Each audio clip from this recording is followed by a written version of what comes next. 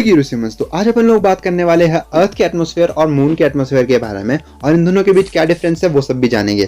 तो सबसे पहले बात करते हैं अर्थ के एटमॉस्फेयर के बारे में, बिकॉज आपको इसका बेसिक आइडिया होगा, पर फिर भी हम इसकी डिटेल्स में जाएंगे। तो सबसे पहले बात करते हैं अर्थ के एटमॉस्फेयर की लेयर्स के बारे में।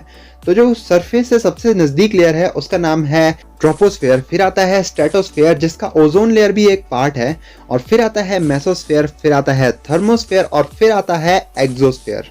तो अब बात कर लेते हैं अर्थ के एटमॉस्फेयर की कॉम्पोजिशन के बारे में। जैसा कि आपको पता ही है कि अर्थ के एटमॉस्फेयर में सबसे ज्यादा नाइट्रोजन पाई जाती है, उसके बाद ऑक्सीजन और फिर कुछ और गैसेस भी पाई जाती है जैसे कि आर्गन और कार्बन डाइऑक्साइड और डस्ट पार्टिकल्स और वाटर वेपर्स भी होते हैं। देखो, अर्थ का एटमॉस्फेयर हमारे लिए बहुत ज़्यादा इंपॉर्टेंट है, बिकॉज अर्थ के एटमॉस्फेयर की वजह से इतना प्रेशर बना रहता है कि हमारी बॉडी लो प्रेशर की वजह से एक्सप्लोड ना हो जाए, और हमारा अर्थ का एटमॉस्फेयर हमें मीटियोर्स और अल्ट्रावायलेट सोलर रेडिएशन से भी प्रोटेक्ट करता है, और ग्रीन हाउस इफेक्ट की वजह से हमारा एटमॉस्फेयर गर्म रहता है, और लिक्विड फॉर्म में वाटर यहाँ पे प्रेजेंट है, और यहाँ पे ब्रीदेबल एयर है, मतलब ऑक्सीजन रिच एटमॉस्फेयर है हमारे पास, और इसकी वजह से जो अर्थ का एटमॉस्फेयर है वो हमारे लिए बहुत ही ज़्यादा इंपॉर्टेंट हो जाता है। तो ये थी अर्थ के एटमॉस्फेयर की बेसिक डिटेल, बट अब बात कर लेते हैं सबसे इंपॉर्टेंट हमारे मून के एटमॉस्फेयर के बारे में।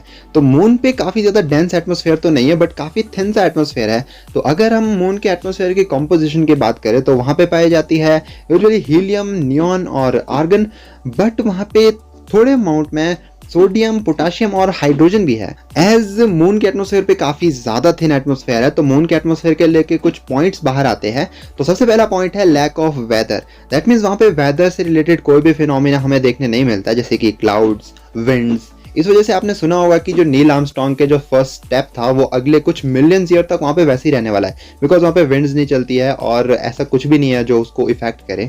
तो हमारा नेक्स्ट पॉइंट है द ग्रीन हाउस इफेक्ट। वहाँ पे नहीं होता है बिकॉज वहाँ का एटमॉस्फेयर काफ़ी ज़्यादा थिन है, और वहाँ पे वो अपनी जो हीट है उसको ट्रैप ही नहीं कर पाता है। और इसी से हमारा अगला पॉइंट भी निकल के आता है, टेम्परेचर एक्सट्रीम होता है वहाँ पे।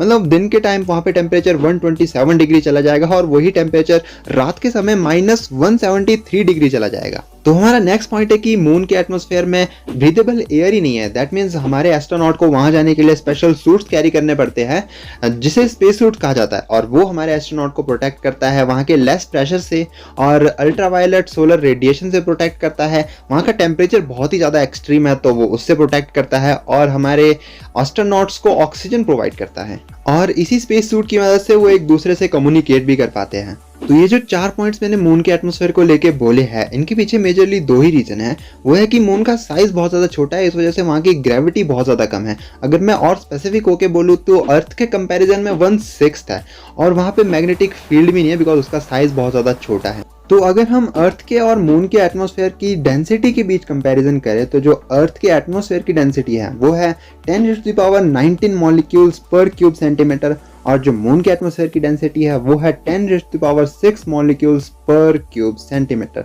तो इन दोनों के ही एटमॉस्फेयर के बीच काफ़ी ज़्यादा बड़ा डिफरेंस हो जाता है, मतलब 10⁻13 मॉलिक्यूल्स पर क्यूब सेंटीमीटर का डिफरेंस। मतलब ये नंबर इतना बड़ा है कि 1 के आगे 13 जीरोज लगानी पड़ेगी। इस नंबर को कैसे प्रोनाउंस करते हैं वो तो मुझे नहीं पता, अपने हिसाब से देख लो। तो अगर हम अर्थ के एटमॉस्फेयर और मून के एटमॉस्फेयर के बीच के प्रेशर की डिफरेंस की बात करें तो अर्थ के जो एटमॉस्फेयर का प्रेशर है वो है 1.014 बार्स, और जो मून के एटमॉस्फेयर का प्रेशर है वो है 3 × 10⁻⁻15 बार्स। आप अंदाजा लगा सकते हो कि ये कितना छोटा नंबर है। 3 डिवाइडिंग बाय 1 के आगे 15 जीरोस, इतना कम प्रेशर है as compared to earth moon पे। तो बस इतना ही था आज की इस वीडियो में। तो अगर आपको वीडियो में कुछ अच्छा लगा तो लाइक करो, वीडियो को अपने दोस्तों को भी शेयर करो ताकि वो भी अर्थ और मून के एटमॉस्फेयर के बारे में जान सके। और चैनल पे नए हो या फिर चैनल को अभी तक सब्सक्राइब नहीं किया तो क्या कर रहे हो, और ऐसी ऑसम वीडियोस के लिए चैनल को कर दो सब्सक्राइब। मैं मिलता हूँ आपसे अगली वीडियो में, तब तक के लिए जय हिंद, जय भारत।